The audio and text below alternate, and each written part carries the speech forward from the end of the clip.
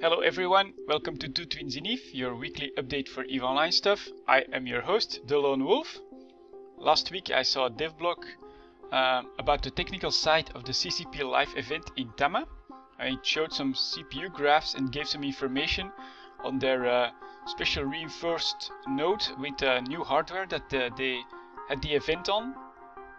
It's a pretty interesting dev blog, and it shows that CCP is constantly trying to improve the performance of their servers.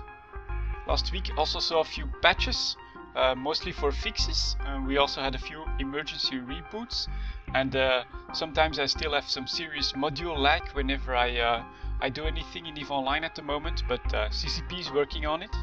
So that's pretty much all from CCP side of things last week, pretty quiet so far. On the other hand, in game a lot of stuff is starting to move, especially in 0-0, where goonswarm are starting a big war there. This also means that their ice interdiction is over, so they are no longer going to reimburse ships whenever they suicide gang ice miners in high sec. I'm curious to see what effect it's going to have on the price in the short term, and what we can expect from wars in 0-0.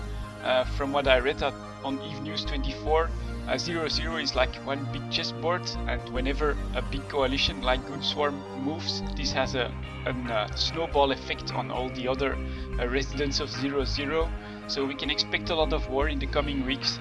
I also saw a nice killmail. It was a Providence freighter with 37 plexes that were all destroyed.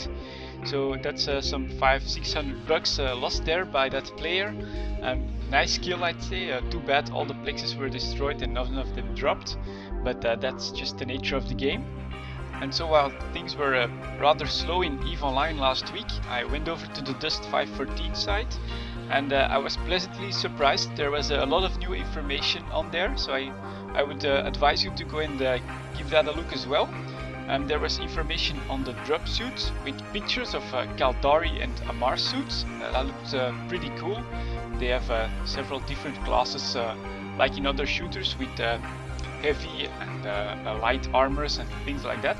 But on top of that, these drop suits are also going to have a fitting page, somewhat similar to how we fit our ships, so with different types of slots and different types of modules.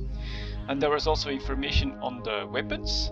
I thought it was pretty cool from a lore standpoint that these weapons were not just the normal weapons we could find in real life today, but that they are so powerful that if a normal person would try to fire them, they would basically blow their own arm off. These weapons have a lot of different types to them, and everything is also divided into 4 races of EVE Online. And finally I also saw an article on the vehicles, which also have many different functions. So we have like scout vehicles, heavy tanks, and supply vehicles, which also will use a fitting system similar to EVE Online. So overall, with all this information and the news that there would be a playable demo on FanFest, I think this means first of all that the development of Dust 514 is going pretty well, and hopefully we'll see a launch somewhere next year. And secondly, from all the different types of weapons, modules, vehicles, suits, etc., to me this means that Dust 514 might become the most complex first-person shooter ever. And not only will it have an MMO setting, will it have a massive amount of customization and different modules to fit all over the place. It will also have vehicles to use, and very importantly, it will have an impact on a persistent world. So I think Dust 514 has a lot of potential from the information that I've been gathering over the last few weeks, and I hope that we'll see it soon and that it does well. Anyways, that's it for this week, and I'll see you all next time.